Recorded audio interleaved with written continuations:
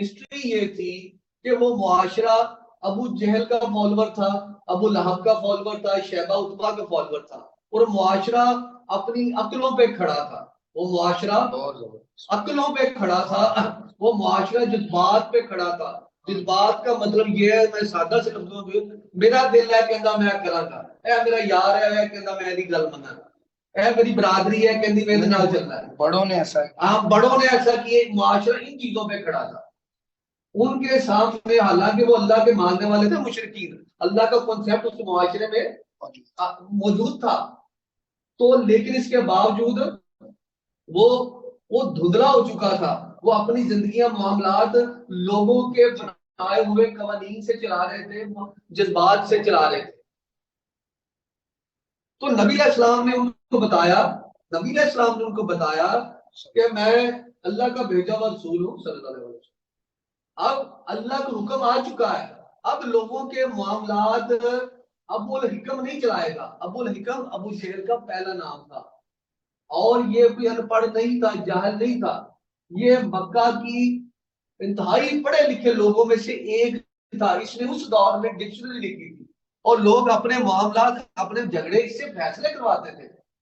نبی علیہ السلام نے اس کو بتا دیا بھائی بس اللہ کا حکم آ گیا، اللہ کی وحی آ گئی، میں اللہ کا رسول ہوں. اب اللہ کا حکم یہ ہے کہ لوگوں کے معاملے، لوگوں کے جھگڑے، صحیح اور غلط کا فیصلہ، کامیابی اور ناکامی کا فیصلہ، بڑے اور چھوٹے کا فیصلہ یہ اللہ کا حکم طے کرے گا. اب یہ ابو جہل طے نہیں کرے گا، ابو لہب طے نہیں کرے گا، شیبہ اتبا طے نہیں کریں گے.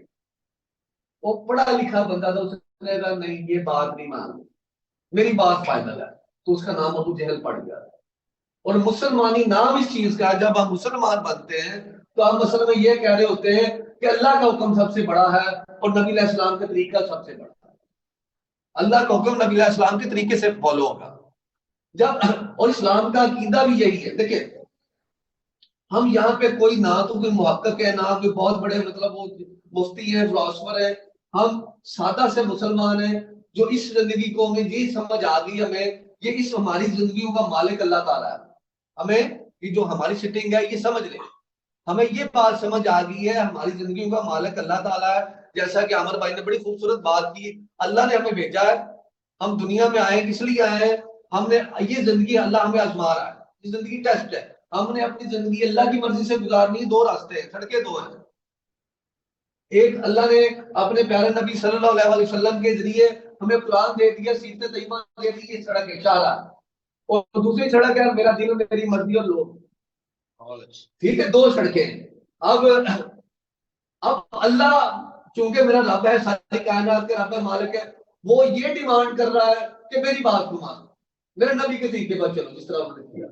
اب یہ جو دنیا ہے، یہاں دنیا کے لوگ جو اس سائنس کو نہیں مانتے، جن کو سمجھ نہیں ہے، وہ کبھی میرا نفس مجھ سے مطالبہ کرتا اللہ کی بات کو یا اپنی میری بات کو، جو میرے اندر سے آواز اٹھتی ہے، جو میرے دل سے آواز اٹھتی ہے، میرا دل کہتا ہے یار بس اپنی مرضی کرو.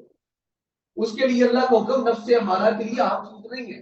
جو دل کی خواہش ہوتی ہے اس کے لیے وہی چیز اہم ہوتی ہے. کبھی کبھی لوگ اہم بن جاتے ہیں. یہ دو شاہراہ ہیں.